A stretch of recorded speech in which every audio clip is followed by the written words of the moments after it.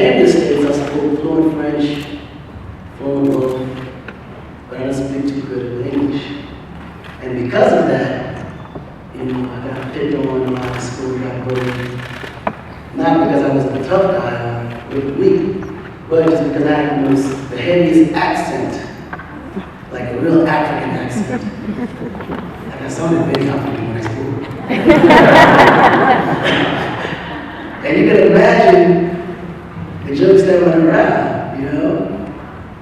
So I made my business to learn how to speak English with no accent.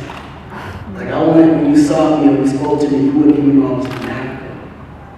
Like the bullying got to the point where I was even shy and embarrassed to be from Africa because I thought it was a bad thing being from Africa growing up because of being teased so much. And as I got older, all the light-skinned guys with curly hair used to be all the girls. And I was a little dark, nappy hair, accent. I didn't get no girls. So you can imagine the challenges growing up. And then, as time went on, dark skin got more in style. And I started getting more girls. But it motivated me because the whole time that was happening, I got support by women. And that's when I realized that women was the ones that actually moved and made things happen. Because things I couldn't get done, the women got done for me. So that also became an element that I took and put in my backpack. So as time started to move forward, because of how all that stuff was happening and all the teasing and all the lack of me being able to move forward because of my insecurities and things happening around me, I got into a lot of trouble. Put myself in positions I shouldn't have put myself in. But I felt like I was fighting back, but it was more physical than mental. There was just a lot of frustration built up, and I was constantly getting locked up, coming in and out of jail. In the meantime, my dad was a jazz musician, making basic, jazz pay, playing in clubs, getting gigs here and there. And he never wanted me to do music. He always said, look son, go to school, get a degree, be a doctor, be a lawyer. All African fathers want you to be a doctor or a lawyer. I know everybody there went through that. Right? So I said, no problem, Pop, I'll do that. Went to school, but I was singing. I was playing piano, I was doing musical stuff. I said, my dad's a musician. He said, why can't I be a musician? And ultimately, as time went on, every time I thought or spoke music, my dad would be like, hey, speak music in this house. I'm like, Dad, you do music. He said, yeah, look at us. I said, yeah, look at us. See, now you gotta understand, I was very happy where I was at. I was very content. Bills was paid, I had a roof over my head, I ate meals, 3 meals a day. So I thought, what could be more, worse than this compared to where we was living in Africa, where we was in the struggle, no electricity, no warm water. I was playing soccer with no shoes on. There's a whole other lifestyle. So I felt it couldn't get no better than the life I'm living in America. Whereas my dad had a better, or in his mind, had a vision for us that he always saw, like he foresee what me and my brothers would one day become. Naturally, I'm just being naive and not knowing. I'm just living life and being a free spirit. I'm happy as it is because there's no responsibilities at the moment for me. So as I graduated high school, because of my little, juvenile record, I realized I couldn't even get a basic job at McDonald's. Because the moment I filled out my application, and then there was this thing that said, have you ever been convicted of a felony or been locked up? I would naturally have to check yes, because I knew they could check. Couldn't lie. So now it was up to the boss to decide who would give me that opportunity. And 95% of the time, they would just not call me back or give me a reason for not hiring me. So you can only imagine what the thought process was at that moment. Now I felt like I had nothing to lose. I can't get a job. My dad don't want me to do music. I'm in a position of, what am I going to do? I got to make some money and I want to be rich. I just didn't care how it was going to happen. I was going to be rich. Like that was the mindset I had in mind because I didn't want my mom or dad to ever have a son or ever feel like that they couldn't live a life that they always wanted to live. So I got caught up in a lot of miscellaneous crimes that turned into big crimes. And then I became an entrepreneur on the street and became actually very successful. You know, I had an anti-car theft operation where I stole cars and resold them. I know it sounds crazy.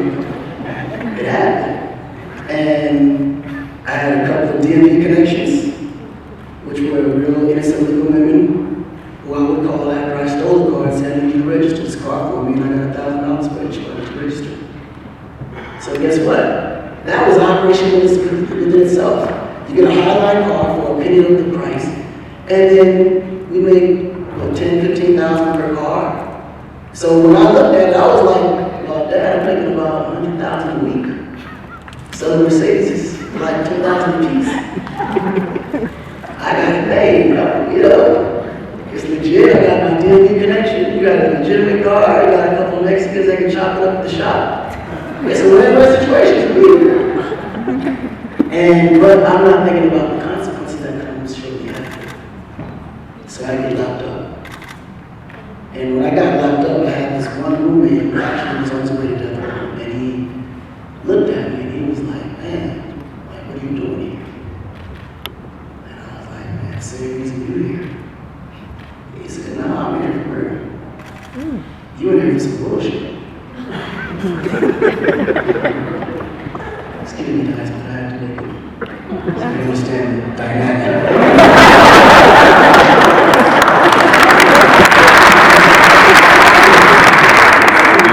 And we had this thing where the guards would always walk by and check on us and make sure that we were in our cells. And I had this bright idea because I used to always just sing as a hobby. You know, things would happen in my life. And I was really like the kind of person that never really spoke to people about my problems. I always, you know, kind of kept it aside. So creating songs about it is actually what got me through a lot of issues. And I kind of skipped the piece because the little money that I made from the streets, I would buy recording studios around the city. Because that was my way of using the recording studios to account for the money that I was making in cash. So I would always go to the recording studios and make songs about it, and you know, just write about my experiences. So when I went to jail, I also wrote about that because it was just an instant that just happened. You know? I got locked up and I wrote about it. So as the guards used to always ride by, and we would walk by actually, and check in ourselves, you know, I would look and be like, I'm locked up. Let me up. So it became a pattern. So all the inmates started singing. So every time a guard walked by, everyone would be like, I'm locked up. They won't let me out. And it was like an anthem inside the Cap County jail. So going back to my cellmate, older guy, I call him my mentor at that time because he gave me some advice that changed my life. He said, dude, what are you doing here? I said, the same reason why you're here. He said, well, I'm here for murder. You in here for some bullshit. I said, what do you mean? He said, you got all this talent. Obviously, you got enough influence to make convicted felons to follow your lead and repeat what you say. And you want to sit here and waste all your time and waste your life over something that you can legitimately make. Not only that, but you can also put yourself in a position to help others make it as well. And I thought about it. He said, if you put as much energy into your craft, which obviously I know music is your passion. If you put as much energy into that as you do in these streets, and as successful as you are in these streets, you'll be 10 times more successful in something legit, because now you can focus all your time on that. You don't have to worry about watching your back. You don't have to worry about congregating some plan that eventually you gotta figure out how you're gonna chase this, you gotta chase that, who you don't trust, who trusts you. It's like a lot of energy is being put in a place that you don't need to happen. So just focus on your craft and put 100% of that the same way you do in the streets. And I guarantee you there's no way you're not going to be successful. And I thought about it. And I said, wow, he's right. So I started Convict Music. He said, what kind of hell of a name is that? Like, why would you want to name yourself that? I said, well, it's more subliminal for me because I want to constantly remind myself of where I don't want to be.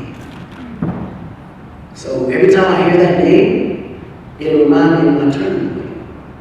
So every time I produced a record or sang on a record, you hear these jail bars that go shh. You guys remember those bars? Those bars was a reminder to myself that that's where I never want to go back again. So it created a subliminal thought in myself to where there was a wall that I had to put up on how far I was willing to go and where I wasn't willing to turn back to. So there was no turning back for me after that point. So to make a long story short, I created Convict Music. And what that did, at the time, it was a big fad and a huge compliment to be locked up in hip-hop music. Like, you wasn't selling the record unless you were in jail. So I told everybody I've been in jail for 30 years. The only problem is I don't look like I've been in jail. So I broke it down to 3 years. Honestly, I was only in jail for 6 months. But if you look at me, they said I was in jail for 15, 20. So I ran with the marketing scheme. I said, why not? It's working. So let's ride with it, right? And under the company, I noticed that it worked. But not only that, but it gave hope to felons. Because felons ran into the same problem I ran into. When you come out, there's no opportunity. So there's really no option but to go right back into what got you in there in the first place. So I wanted to help them. So I picked out any felon that I realized that had talent and could utilize that talent to create a better life for themselves and their families. So I started employing felons and then signing them to record deals. And through that, we founded artists such as Young Jeezy, T-Pain. I mean, it goes on and on, Young Thug, K-Pop. And it ultimately allowed them to become entrepreneurs themselves. And guess what? When I met them, they had nothing to lose and was willing to do anything. Even if it meant robbing you or running into somebody's house. And then rapping about it, knowing that the record would never sell. But because I gave them that opportunity, they had something now to lose. So a decision that they would make hanging on the corner of the block with their friends, they would normally, in a normal situation, they'd be like, all right, I'm with it, let's do it. But now they have a career and a promise for tomorrow, and a bank account filled with money, and a family that depends on them. So now when that same idea pops up, and they're invited to something that they know they're not a part of or shouldn't be a part of, they're like, nah, you know what, I'm cool. Y'all go ahead. Catch me when I get back. They would easily route to the left and not go back the way they came in because now they actually have something to lose. And that always followed me because I realized that my career was built on helping others build their careers. So I went on to just sign more people. And before you know it, it became an empire. You know, we founded artists such as Lady Gaga, who became the ultimate promise to show, that even told me that this could be possible. And things like this could actually happen for a normal person that came from Africa, got into trouble, became a convict, no opportunity, created an opportunity, and was supported by people around him and actually made it. Now utilizing that same support and putting it back to give other people support so they can do the same thing. And that's really what entrepreneurship is about. It's about growing. It's about creating and making something happen, making the impossible exist to be possible. So I know the majority of the African entrepreneurs here, I can only imagine what it took you to get here. You don't even have to tell me your story, because I know mine, and it's not too far from yours. So ultimately, the key is unity. We gotta unite each other. We have to be in a position where we can communicate those thoughts, those ideas, and figure out where we can align each other's ducks and dot each other's T's and I's. So if we don't come together with opportunities and ideas of each other to help each other's organizations and empires grow, then it only it takes a lot longer for you to get to the area where you're trying to go. So this brilliant idea of putting entrepreneurs together in one room, I don't know how to applaud that. There's no words to applaud how amazing and how important it is, especially in Africa. Because I always felt that in Africa, our biggest, ultimate, I could say, default is unity. I always felt that if Africans, if we could unite, just like really come together, we could grow a lot faster. And we can grow a lot stronger. But ultimately, of course, there's a lot of history in Africa. Our mother has suffered in so many ways that it's hard to really medicate it.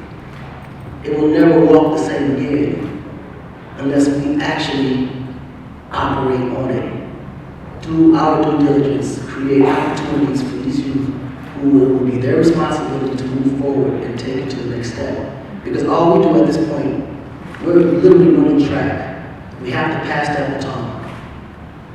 But before we pass that baton, we have to at least get a small lead and give them an advantage. So just look at this like the big race. And as long as we're in the race, we can make it to the finish line. Winning is not really the purpose. The purpose is to get to the finish line. Because guess what? If winning is the purpose, we lost years ago. We're 10 years behind in development. So obviously we're the last in line, right? But to our advantage, once we get to that finish line, we can now say that the world we can be a support system for the world. Because the world eventually is going to need Africa to be a support system for it. We have ample land, we have ample resources, we have ample people, we have ample youth, we have ample women, we have ample sun. Like we have more than we would ever need. We just need to figure out and educate each other on how to utilize that to our advantage.